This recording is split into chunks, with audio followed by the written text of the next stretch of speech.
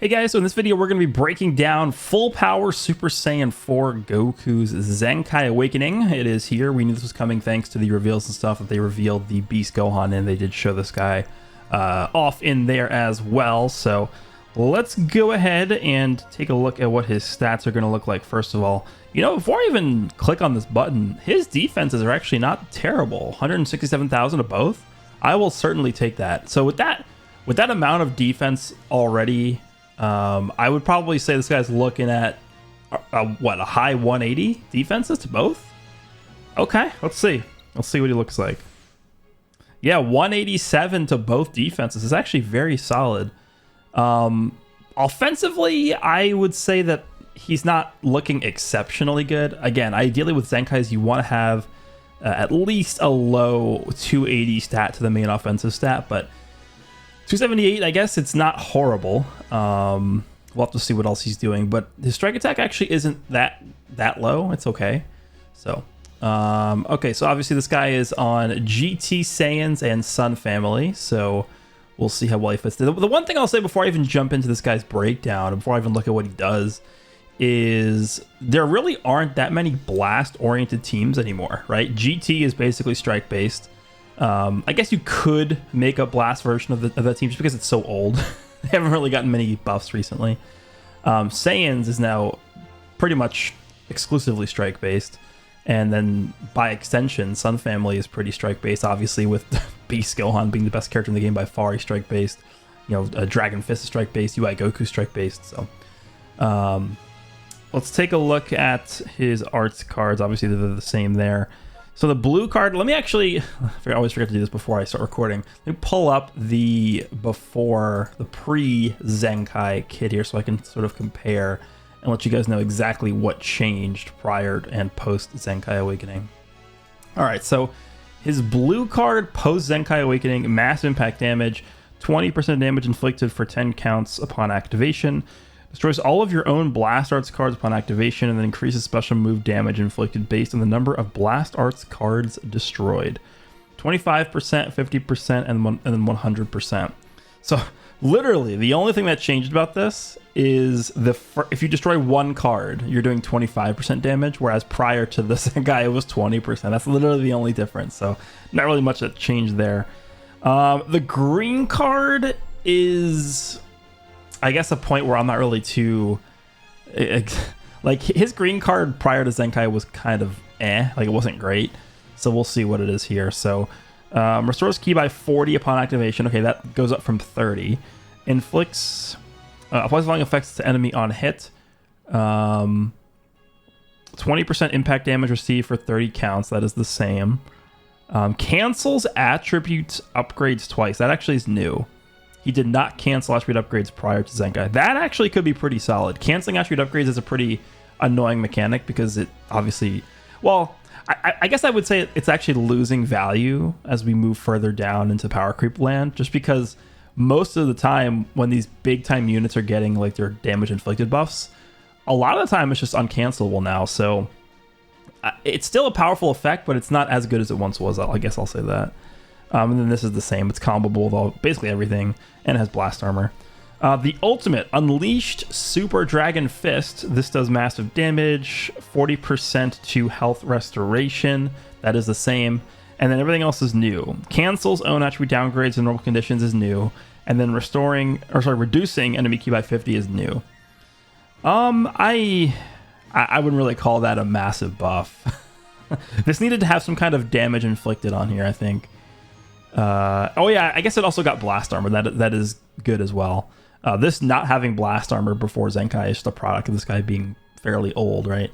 But yeah, it gaining blast armor is very good because now you can stop time in mid-range and then potentially land this on somebody. But it doesn't nullify endurance or anything like that, so you can't, you know, sort of like power through Beast Gohan's endurance or Future Gohan's endurance or Super Vegeto's endurance or any of those characters. So we'll see. All right, main ability. These times were dark enough without you. So he draws his arts card, Unleash Super Dragon Fist next. He gains 30 ki. That actually is new. He did not gain ki prior to Zenkai. So that is a pretty good buff right there. 20% damage inflicted.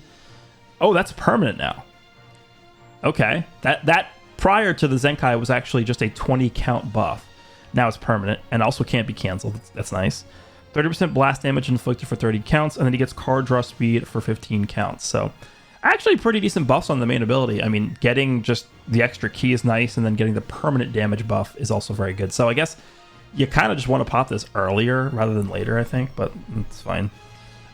Z ability, this is like the one area where I really just, I don't know, like this is... I feel like we've been getting a lot of Zenkais recently that just have Z abilities where they buff one stat, and it just hurts. Like, yeah, this guy's going to be a good bench for like Super Saiyan 4 Gogeta, but imagine how much better he would be. If instead of 38% blast attack, he was just giving 30% blast attack and defense. Like, it would just be so much more valuable. But then we already know he's buffing green GT with the Zenkai ability, which is good. Hopefully GT starts getting more help here because they certainly need it. All right. So the first unique ability, he applies the following effects to self when this character enters the battlefield if there is a tag Saiyan or tag GT battle member other than this character in the party. That's actually very good because prior to his Zenkai, he only applied the buffs if there was another Saiyan, not GT. GT wasn't even in GT wasn't even in this unique ability prior to Zenkai. So that's actually a pretty good buff. So like, let's just say, for example, as part of Legends Festival, one of my most wanted units right now, just for the sake of actually buffing a lot of teams that need it, is a Revival LF Omega Shenron. So imagine we get a Revival LF Omega Shenron, and then you run this character next to, like, I don't know, like Majub or the free-to-play Super 17. So your team doesn't have another Saiyan character, but you have a full GT team. Now he'll be able to grab these buffs, whereas prior to the Zenkai, he actually didn't have access to that. All right, so he gets 50 key. That's really good. 50 key on switch-in is a lot. That is a lot of key. Reduces damage received by 30% for 10 counts, and then reduces damage received by 15%, cannot be canceled, activates once. So it's a permanent 15% reduced damage received, and then the 30% is just for 10 counts. Okay, so prior to the Zenkai, that was just 45% for 10 counts. I guess it's fine. Applies the following effects to self when this character uses a strike or a blast card. Okay, that's really good. Prior to the Zenkai, it was just a blast. So now you don't have to just focus on blast cards. Again, like I was saying, because of how strike-based pretty much every single team is, especially this guy's teams, right? Sun Family, Saiyan, like they're all strike-based. So the fact that you don't have to just specifically rely on only blasts now, I think is good. 25% damage inflicted for 15 counts, and then -4 to blast arts cost for 10 counts, and then a vanishing gauge by 5%. So he gets card draw speed from his main ability right here. I guess now the fact that we have cost reduction and vanish restoration, now we're looking for double card draw speed. That's what I'm looking for now. All right, maximum overcharge is the second unique ability here. Following effects to self when this character enters the battlefield, draws a blast card next. 20% damage inflicted for 20 counts, and then 20% blast damage inflicted for 20 counts. So that goes up from 15% damage for 15 counts, and 20% blast damage for 15 counts. So he gets a little bit more of the duration there, and just a slightly higher bit of damage. So not a huge buff to this, but it's not... Honestly, this isn't a bad unique ability just on its own. All right, Full Power Awakening is the first new unique ability here. Applies the following effects to self according to the number of timer counts elapsed from battle start. Oh, he does grab the double card draw speed. Okay. I mean, I say double card draw speed, but the first instance of card draw speed is really only for one switch in, right? It's only for one instance of it being switched in because there's only a 15 count buff here. But I mean, after 10 counts elapse and you pop the main ability, you're going to have double card draw speed for 15 counts, which is going to pair really well with the vanish restoration and the cost reduction here. 20 counts elapsed, he gets 20% damage inflicted, and then 30 counts elapsed, he gets -10 to special move arts cost. So typically I'm not really a huge fan of like time gating unique ability buffs, but at least for this one, it's pretty easy to get because it's pretty short, like 20 counts for the damage. The special move cost reduction isn't really that important, but like basically 20 counts to get the full thing here. Like that's pretty good. That's not hard to get at all. I'll take that. All right, so then Saiyan Power Combined is the final unique ability here. Applies the following effects to self per tag GT battle member other than this character in the party when battle starts.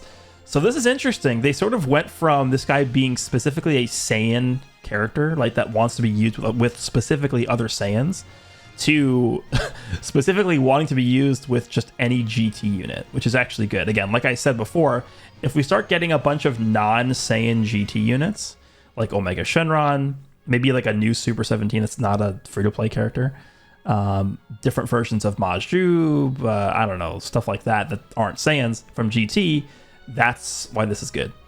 10% of damage inflicted cannot be canceled, 30% to cure recovery, and then -2 to special move arts cost. So this is going to be all multiplied by 3, right? Because it's per GT battle member. Oh, it's other than this character. Okay, so never mind. It's multiplied by 2. So he's getting basically 20% damage inflicted, 60% to cure recovery, and then -4 to special move arts cost, assuming that you have a full GT team. So let me just quickly add up the damage he's grabbing here. So he's grabbing 20% damage from this. He's grabbing 20% damage from this. It's 40% total.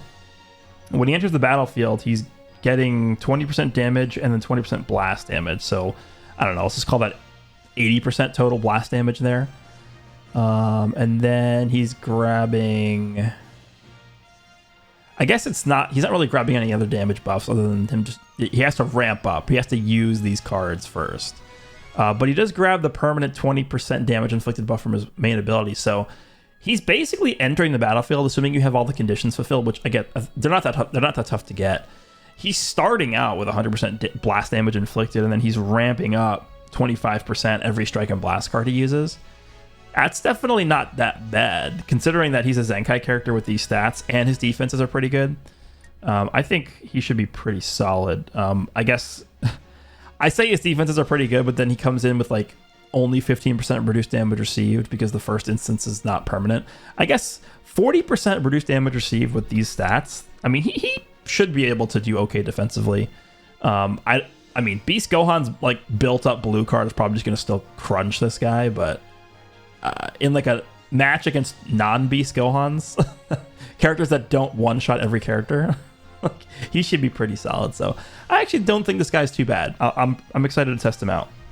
And then I think we do have access to...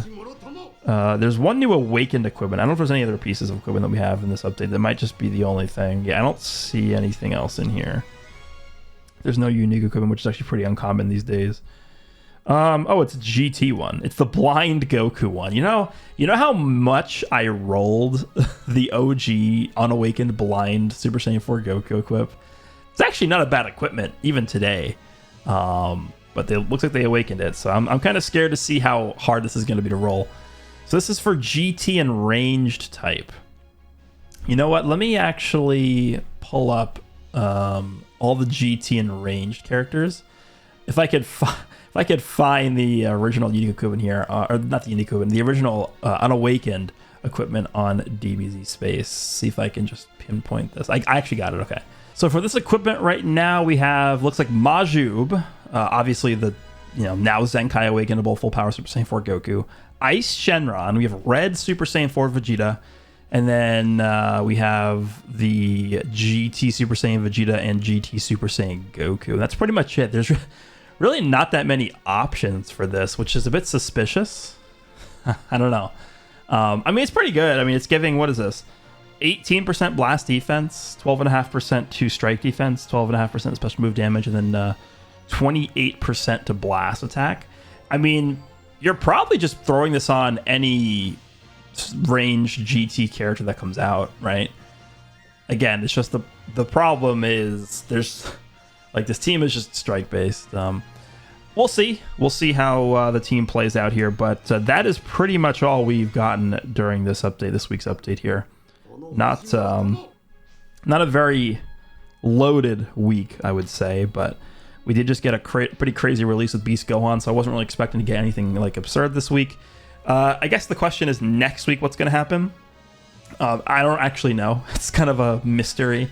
It's completely possible that until we actually move into Legends Festival, we're just stuck in like a sort of a lull, which wouldn't surprise me considering we just got the Beast Gohan release, right? So that kind of, probably going to tide us over for a little bit, considering he also came out with 2 other characters, which is a blue moon occasion.